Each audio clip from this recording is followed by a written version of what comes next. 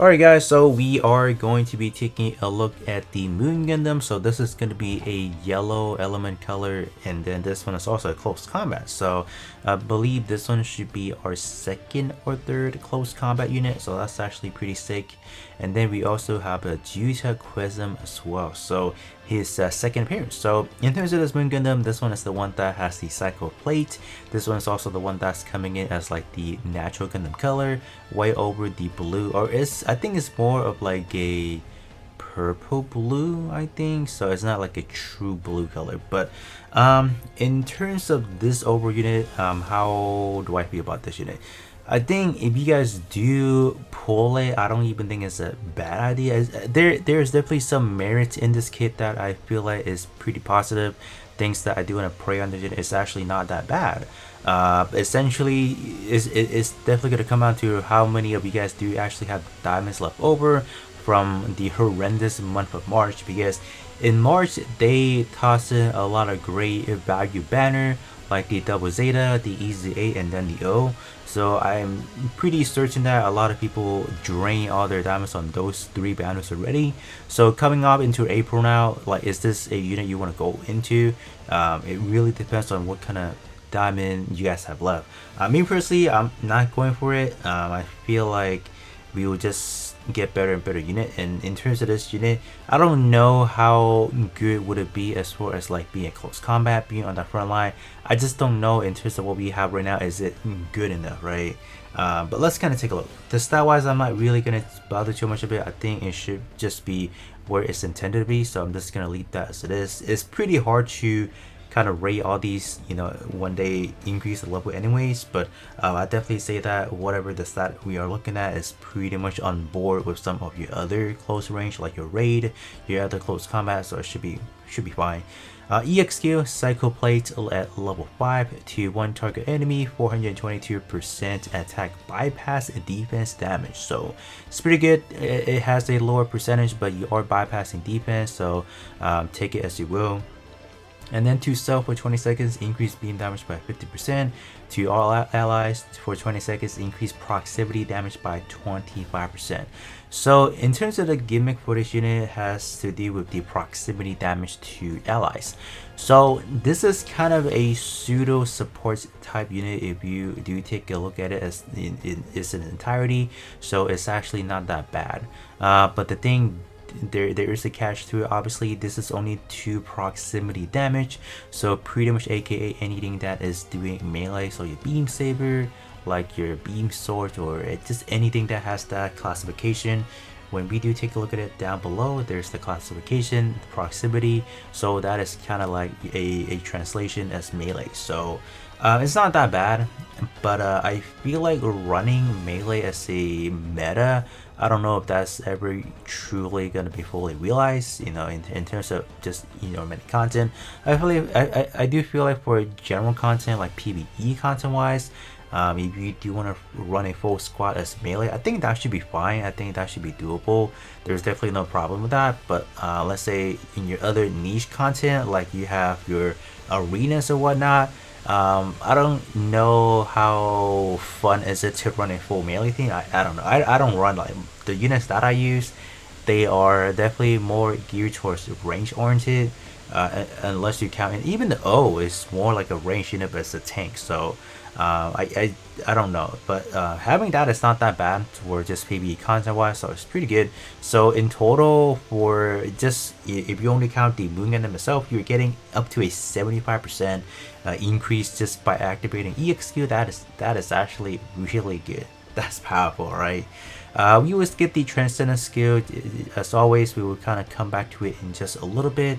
When battle begins for skill 1 for 30 seconds, that's the magic word, for only 30 seconds, increase evasion by 28%.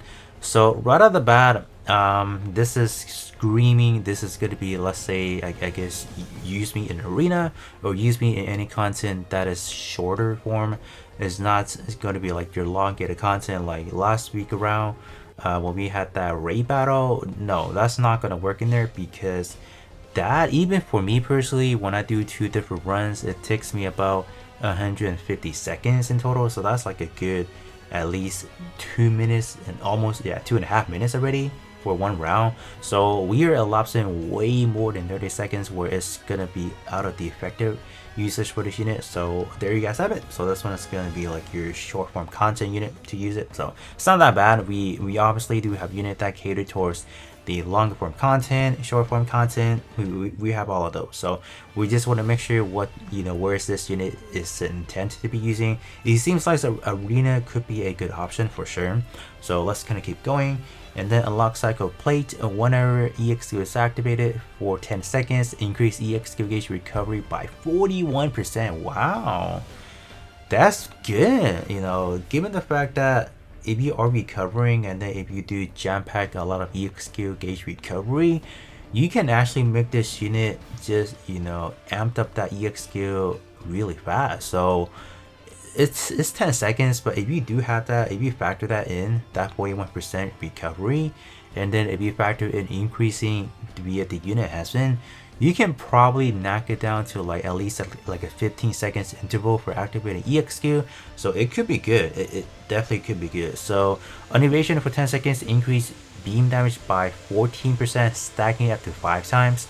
So it's cool. I don't really care about the damage how they're getting. I should say I do care, because I feel like this is definitely the more unreliable method of doing it, because you don't necessarily always net out the maximum damage, right? It's cool that they have it, but I feel like you won't always see its full potential, unfortunately. So I would just say it's not bad. It's definitely not bad.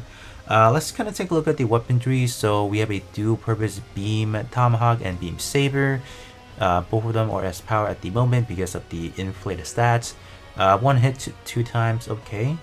Both of them are going to be melee oriented. Psycho plates is actually going to come in handy to trigger that EXQ recovery, so that's actually pretty good. So if you land all those hits, that's going to amount to a very high output on the EXQ gauge. So I guess for the Psycho plates weaponry, the third weapon, you might just want to go all in terms of the EXQ recovery, so we can maximize that. So okay, it's not that bad. It's not that bad. But coming down to the Transcendent skill, just taking a look at it right now. So the first one for 30 seconds, increase evasion by 50%. So yeah, this one is simply going to be for usage in arena, because right off the bat you are getting a whopping 70, oh no, you're getting a 78%. Yeah, that's pretty good. And then if you factor in like your own modules and whatnot, you can easily break into the 100 percentile. So effectively speaking, when you are running this in arena, for example, you should be able to dodge a lot of enemies. So I think it's actually not that bad. Okay, yeah, Moon Gundam is cooking over here, alright?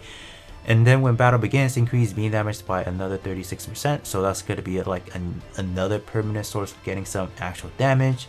And then to all allies, when EXQ is activated for 20 seconds, increase proximity damage by another 12.5%. Holy, dude, this unit is kind of cooking right now. Oh my gosh. So not only are you getting that, but you're also getting this. So you're getting up to a 37.5%. That's good. All right, that's a really good support type unit element right there. Yeah, that's not bad. And what's more interesting, you get EXQ recovery like restore right out the bat. Yeah, that's pretty hot. All right, that is pretty hot. I will not even lie. That's really good. But is this still worth summoning? Like, given the fact that we see a lot of supposedly great things. My biggest worry is enemy in arena. Let's talk about arena enemies that is able to take away your ability to evade. So let's say the O, your Hakashiki. Those are always going to be a threat in arena when you are taking on these evasion-esque unit. Is always going to be a problem.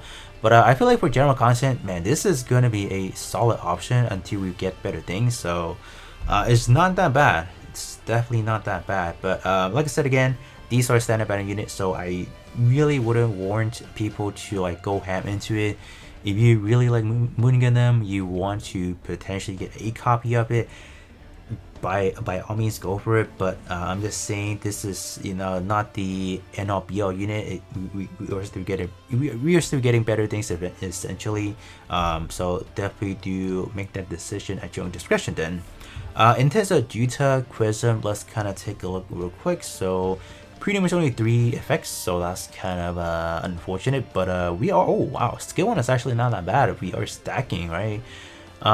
When mobile suit is yellow element on evasion for 10 seconds, increase reaction by 13%, stacking that up to 5 times. So essentially you are getting a whopping 65% on that. So reaction is actually pretty good because that factors in your ability to evade or guard. So we can take that. Yeah, we can take that.